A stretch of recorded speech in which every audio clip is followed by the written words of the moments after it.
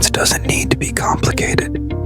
Sometimes it's as simple as cooking a meal together, a recipe that blends love, laughter, and the little moments of connection. Start with a foundation of trust, the kind that allows you to be vulnerable, to laugh at mistakes, and to work together with ease.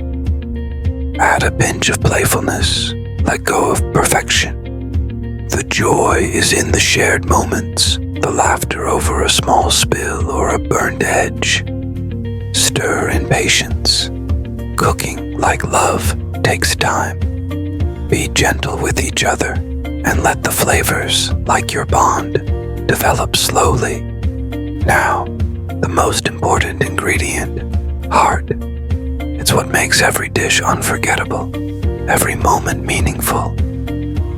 Romance doesn't need grand gestures. It's in the small moments, the quiet touches, the shared laughter, and in the love you pour into everything you do together.